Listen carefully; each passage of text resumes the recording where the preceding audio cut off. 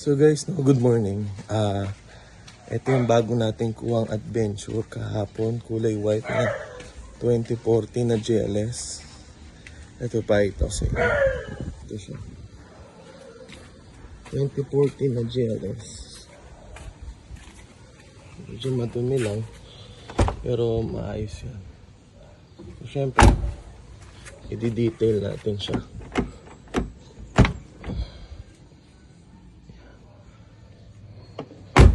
Ito.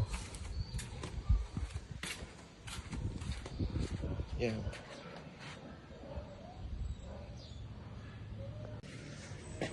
So yun, nabili natin siya, yung napansin natin kagad is yung mugs niya kasi yung dun sa dating may-ari, pininturahan ng itim. Pangalawa, medyo pudpud na yung mga gulong. So naisip ko, syempre pag sa ibebenta mo yung kotse, mas maganda all stock lahat.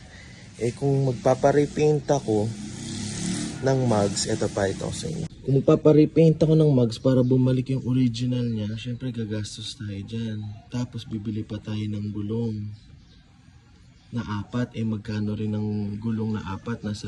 Ang isang peraso ng pinakamurang gulong, mga sa 2.8 yan to 3.5. So yun, may mga 5,000 pa yun yung mga, yun yung mga branded. So yan, ito yung gulong niya, pakita ko sa inyo. Yan yung mga gulong niya. Yan, mga medyo pudpud na. Ito pa isa sa harap. Yan. So, kulay itim. So, which is yung original niya is yung parang gunmetal. So, kinulayan nung dating may-ari. So, ang ginawa ko, para makatipid tayo, aghanap ako ng gulong sa online, sa marketplace.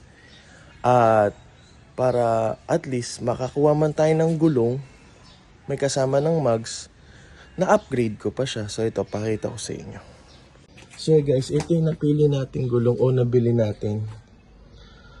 Original stock siya ng FD na Honda 16. Ayan ang series niya, 205 55 16.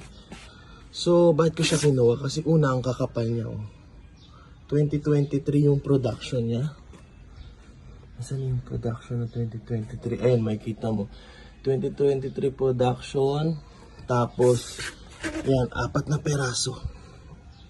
Ganyan kakakapalahan. Tapos ito, sinample na natin yung kabit. Ayan. So, makikita mo, nag-upgrade na kagad yung itsura ng kotse. Compare doon sa stock. Ayun yung stock. Ito yung bago.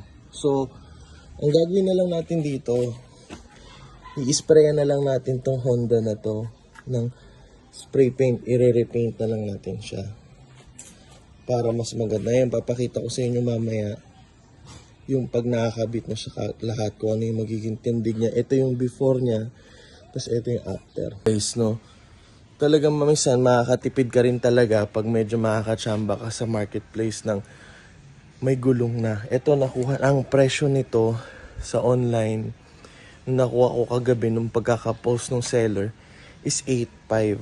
So sa 8.5, sulit na yon kasi yung gulong bago size 16 pa yung gulong, tas naka-mugs pa. Sulit na yon kasi pag binili mo yung mugs pa, yung gulong pa lang, naalala ko, parang nasa 3 plus na yun Dahil nung nagpalit ako sa 16 na mugs dati sa aking BIOS. Tapos, na yung FD, yung maganda pa, parang Euro look pa siya, na yung size 16.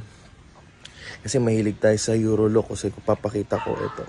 Mukha na siyang Euro look, yung itsura.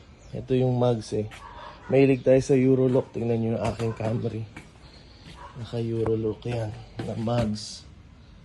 So, tipid tips o budget meal na pag-upgrade ng gulong o pagpapalit ng gulong. Pag pudpud na yung gulong mo, syempre masakit yung bagong gulong, lalo na pag branded. So hanap ka, kasi may mga nagbebenta dyan na use lang, pero maganda pa yung mga gulong katulad nito. Ito guys, so tingnan mo, Cylon pa to. So pag binili mo to sa labas, nasa around 3.6 yan o 3.6 o mga ganun. 3,400 to 3,600. Ang isang peraso lang. Ayan, nakuha natin 4. Siyempre, tumawad pa tayo. So, nakuha natin siya ng 7,500. So, hindi na masama para sa upgrade. So, pakita ko sa inyo mamaya kung paano ang tindig niya.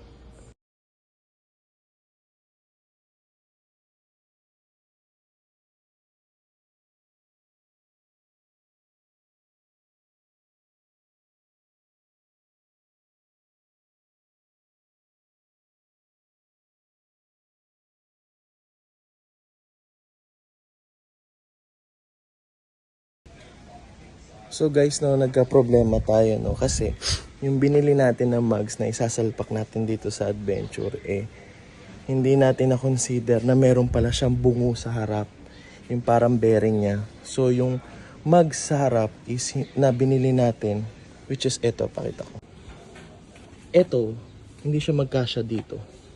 Dito tayo nagka-problema kasi walang ganito yung likod. So ayun yung stock niya. So, may paraan pa ba to? Sayang, hindi ba sayang na yung mugs natin? So, meron pa. So, buti na lang, nakahanap ako dito sa mag center malapit sa amin ng spacer. Ito, pinairam nila tayo ng spacer. So, para malaman natin kung ano ba yung kailangan natin dito. So, ito yung lalagay natin dito sa harap niya. Sa harap. Ito.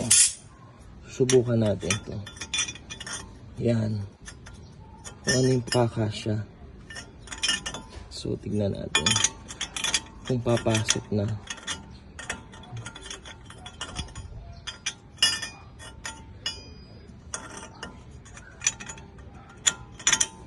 Yan, parang ganyan siya. So, ngayon, susubukan natin siya ngayon ikabit.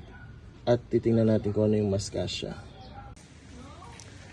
So guys, no, hindi pa rin tayo nagwagi dun sa binili nating spacer, no. Hindi pa rin siya pumwede.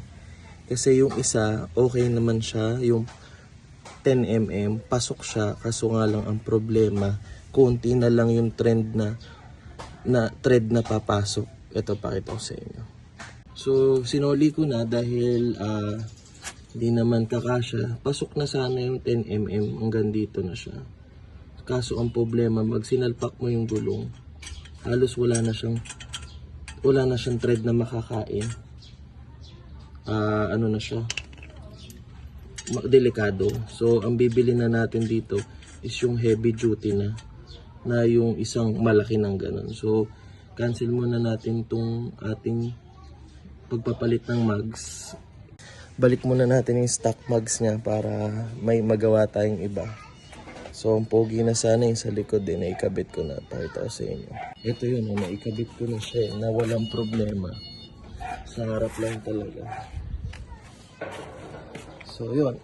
Nag-order na ako sa Shopee ng spacer. So, pack up muna natin. At para makagawa tayo ng ibang sasakyan. So, yun lang.